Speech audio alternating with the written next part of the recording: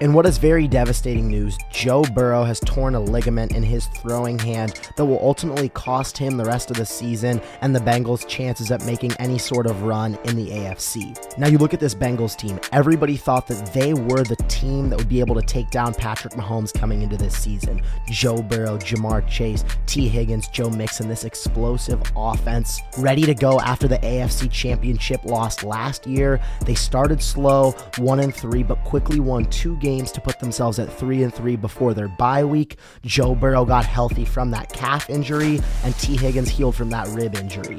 They then won 2 huge games, first against the 49ers, who may be the team to beat in the NFC, and then took down the Buffalo Bills, a team that most thought would be the 3rd best team in the AFC this season. Now, there is a silver lining for the Bengals here. They are 5-5, and assuming that they maybe win 1 or 2 games with Browning at their quarterback, they're going to have a pretty solid draft pick. Now, what their biggest move this offseason is going to be is, can they keep T. Higgins? It seems like he's going to test free agency and get his bag somewhere else. But lucky for the Bengals, they can easily reload at wide receiver in the draft. This is one of the best wide receiver drafts in a while. Obviously, Marvin Harrison Jr. will probably be gone, but if they have a pick anywhere around the top 10, a guy like Rome Odunze would be huge. A guy like Keon Coleman out of Florida State would be a great jump ball receiver to kind of replicate what T. Higgins does. So I think that's the silver lining for the Bengals. So at least they're not 9-1 or at the top of the AFC, where everybody knew it would be them and the Chiefs in the AFC Championship again. Before this injury, they were 4th in the AFC North because of the slow start, but I think this also has huge implications for everybody else in the AFC.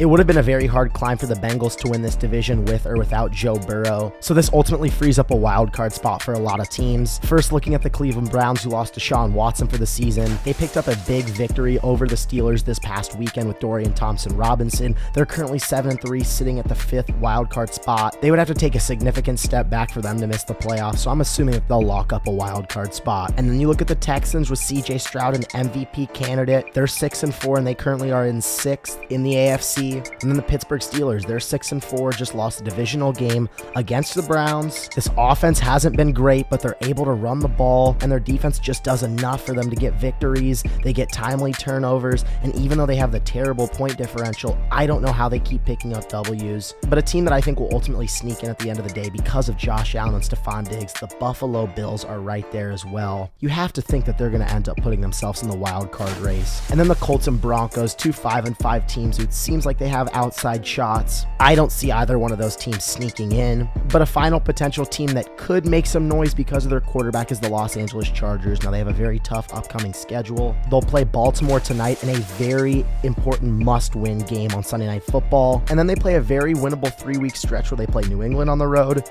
Denver at home, and Las Vegas on the road. But they're going to have to take care of business in the final 3 games where they do play Buffalo and Kansas City and Denver on the road. So it'll be very interesting to see if they can make the playoffs. They do have an outside shot, and I'm not counting them out because of Justin Herbert, but man, Quentin Johnston's got to make that catch against the Packers to put them back in this playoff race. But at the end of the day, the AFC just took a huge hit, losing the 2nd best team in the conference in the Cincinnati Bengals. I think Joe Burrow is going to come back better and stronger next year. I had the Cincinnati Bengals to not only win the AFC, but to win the whole thing at the very beginning. So I got to give you guys my updated predictions as of right now. I'm going to stick with my team that I had in the NFC North with the San Francisco 49ers. You look at what they're doing on both sides of the ball. Brock Purdy has been receiving way too much hate. I think he's one of the most underrated quarterbacks in the league, and he's able to do just enough for them to win ball games. Their offense is super efficient. Brandon Ayuk, I think, is the one piece that nobody's talking about. He's having an absolutely massive season. I mean, they just have weapons absolutely everywhere.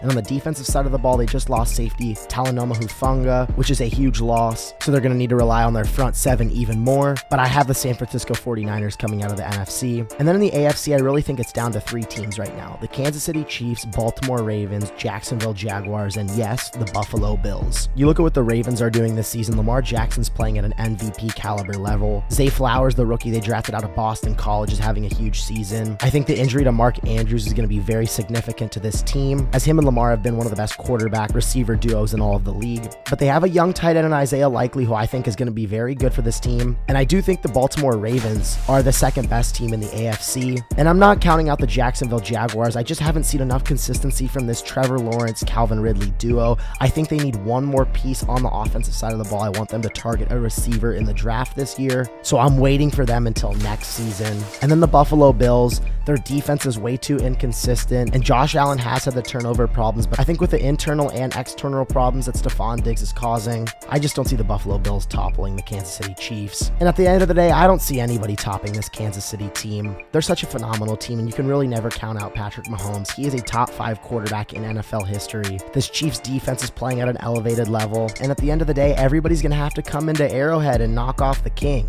And I don't see anybody doing it. I'm taking the Kansas City Chiefs to play the San Francisco 49ers in the Super Bowl, where I do think that the 49ers will beat the Chiefs. I think this is the year that Kyle Shanahan, Brock Purdy, and all these boys finally get it done.